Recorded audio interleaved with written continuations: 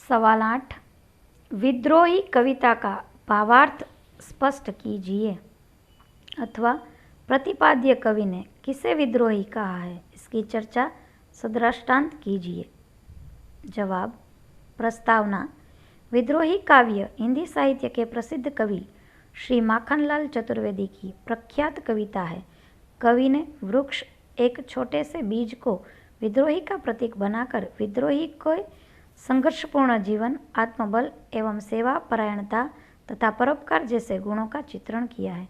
जिस प्रकार वृक्ष नष्ट होकर भी फिर से पनप उठते हैं, उसकी शाखाओं को काटने पर वह अधिक हरी भरी होकर पुनः फैलती है तथा सदाकाल और संयम के थपेड़ों को सहकर मार्ग में जाते हुए पथिक को अपनी शीतल छांव देती है, फल और फूल देता है, उसी प्रकार विद्रोही की काल और समय से लड़कर अपने कर्मों के द्वारा देशवासियों का कल्याण करता है। काव्य का भावार्थ। माखनलाल चतुर्वेदी राष्ट्रभक्त क्रांतिकारी कवि थे। उनकी कविताओं का प्रधान विषय राष्ट्रीयता और देश प्रेम है। अंग्रेजी राज के प्रति उनका संघर्ष एवं विद्रोह प्रसिद्ध है। वे स्वयं विद्रोही थे और अंग्रेजी शासन के विरुद्ध विद्रोह करने के फलस्वरूप जेल की कठोर यातनाएं भी सही थी, जिसका चित्रण उसकी प्रसिद्ध कविता कैदी और कोकिला में हुआ है। प्रस्तुत काव्य विद्रोही भी चतुर्वेदी जी की विद्रोही विचारधारा से निष्पन्न हुआ है। कवि ने वृक्ष के एक छोटे से बीज को प्रतीक बनाकर अपनी बात को अत्यंत प्रभावशाली ढंग से प्रस्तुत किया है। प्रस्तुत कविता अंग्रेजों के शासनकाल में लिखी गई थी और प्रतीकार्थ स्वाधीनता संग्राम के विद्रोही जननेताओं को श्रद्धांजलि दी गई है। संसार की नश्वरता का परिचय। काव्य के पूर्वार्ध की प्रारंभिक पंक्तियों में सर्वप्रथम संसार की नश्वरता का परिचय दिया है। कवि कहते हैं कि काल की गर्त में बड़े बड़े नगर, राजसत्ताएं, विरुद्धियाएं आदि लुप्त हो गई। बड़े बड़े महल एवं मंदिर भी ध्वस्त हो चुके थे। बड़े बड़ों की हस्तियां भी मिट चुकी है। इस धरती का एक ऐसा चमत्कार है कि इसमें सब समा जाते हैं। नगर गढ़ गए, महल गढ़ गए, गढ़े किले मीनारे, मंदिर मस्जिद गिरजे, सब भी भूमि में धसी दीवारें। तात्पर्य यह है कि इस पृथ्वी पर सब नाशवंत है।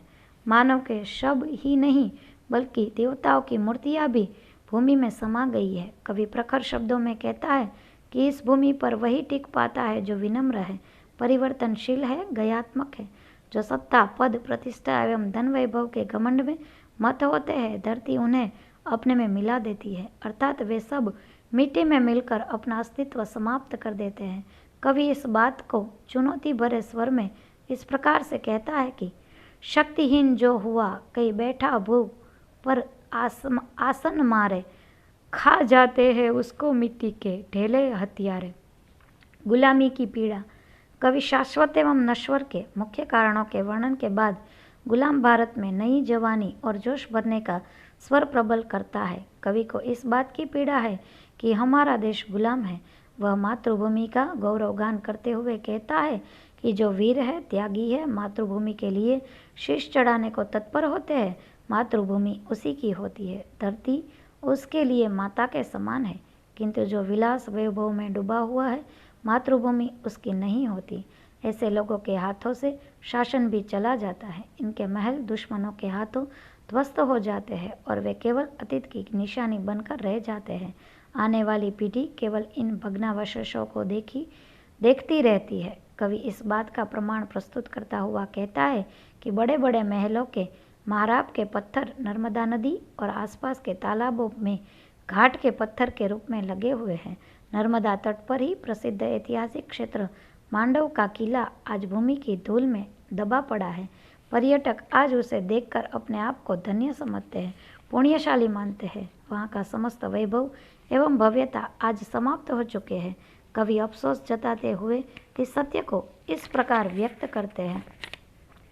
बना इतिहास विचार निठुर प्रकृति का आज हास, ले बैठी स्वातंत्र्य भावना मिट्टी में संन्यास।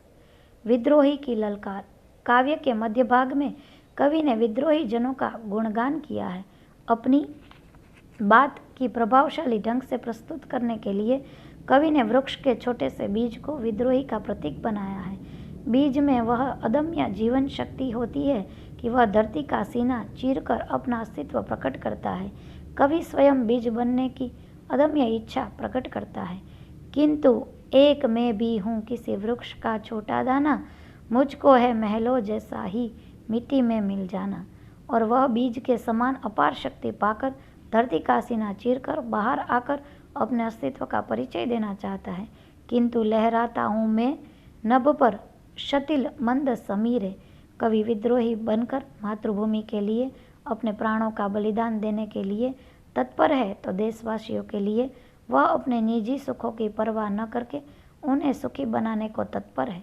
उसकी चाह है कि बीज मिट्टी में मिलकर ही पृथ्वी पर हरियाली ला सकता है, इसलिए वह भी बीज के समान अपने आप को मातृभूमि के लिए न्योछावर कर देना चाहता है। कवि कहता है कि मैंने मिट जाने में सीखा है जग में हरियाणा, मेरी हरियाली दुनिया है मिट्टी में मिल जाना। विद्रोही का जीवन कर्म। कवि ने विद्रोही के जीवन कर्म को आगे की पंक्तियों में चित्रित किया है। कवि के अनुसार जिस प्रकार बीज में से वृक्ष बनता है और वृक्ष फल, फूल, पत्ते, डालियाँ, छाले भिन्न भिन्न रूप से मानव जात के लिए उपयोगी होते हैं, उसी प्रकार विद्रोही का जीवन भी समूची मानव जात के कल्याण के लिए ही होता है। यह उसकी जीवन कर्म होता है। विद्रोही के जीवन में भी वृक्ष के समान कठिनाइयों को सहना लिखा होता है।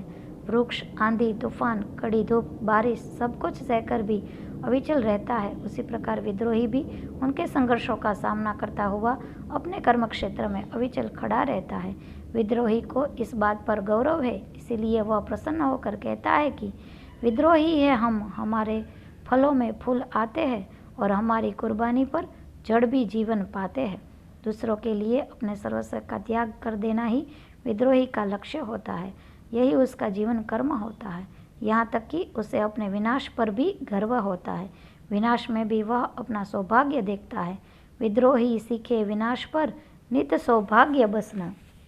कवि बीज की प्रखर ताकत एवं अदम्य जिजीविषा का अनेक उदाहरणों के द्वारा जयघोष करता है। कठिनाइयों में, संघर्षों में, चुनौतियों में विद्रोही का मनोबल एवं शक्ति और बढ़ जाते हैं। उसमें अदम्य साहस आ जाता है। यही कारण होता है कि वे निडर होकर ऐसे खतरों को मोल लेते हैं जहाँ मनुष्य नहीं, पशु भी नहीं जा पाते। बीज के समान विद्रोही भी अत्याचारों के आगे झुकते नहीं हैं, बल्कि और अधिक दृढ़ता से मुकाबला करते हैं। वे ऐसी परिस्थितियों में अधिक लहरा उठते हैं। बीज या विद्रोही के गुण या स्वभाव। कवि विद्रोही के प्रतिनिधि के रूप में विद्रोहियों के गुणों एवं विशेषताओं का अनेक प्रकार से परिचय करवाते हैं। विद्रोही के व्यक्तित्व के प्रमुख 3 गुणों को कवि ने इस प्रकार चित्रित किया है: मिट्टी में मिलना, हरियाणा, फिर होना अंगारे। इन गुणों के कारण ही उसमें प्रबल आकर्षण होता है। धरती की हरियाली देखकर ही उस पर बादल प्रेम की वर्षा कर देते हैं। दमकती दामिनी भी आकाश छोड़कर धरती का आलिंगन करने कूद पड़ती है, तो अपने पुष्पों से हम प्रेमाक्षियों को आकर्षित करके प्रेम पाश में बांध देते हैं। विद्रोही की बलिदान भावना। काव्य के उत्तरार्ध में कवि ने बीज अर्थात विद्रोही बलिदान भावना का परिचय दिया है। कवि कहते हैं कि विद्रोहियों के विभिन्न रूप होते हैं, परंतु प्रत्येक विद्रोही हर पल अपने प्राणों का बलिदान देने के लिए तत्पर होता है। यह बलिदान भिन्न भिन्न रूपों में भी होता है। जिस प्रकार कोई वृक्ष अपना जल देकर, कोई फूल देकर, कोई पत्ते और छाता देकर बलिदान देता है, उसी प्रकार विद्रोही भी देश के लिए बलिदान देता है। बीज किसी भी प्रकार की मिट्टी को पनपता है और विकसित होता है, उसी प्रकार विद्रोही भी किसी भी प्रकार की जलवायु में पनपता है, विकसित होता है और वह किसी भी प्रकार के अवरोध से डरता नहीं है, उसे पार करके ही रहते हैं और गौरवपूर्वक अपना सिर ऊंचा उठाकर जीते हैं। कवि ने इस बात को अत्यंत ओजस्वी स्वरों में कहकर विद्रोही का गौरव गान इस प्रकार पूर्ण किया है: हर विपदा पर, हर प्रहार पर हमें उमड़ते देखो और सनसनी तूफानों में हमें अकड़ते देखो। फल फेंकेंगे, कभी फूल भी फेंकेंगे हम भू पर, विद्रोही पर मस्तक अपना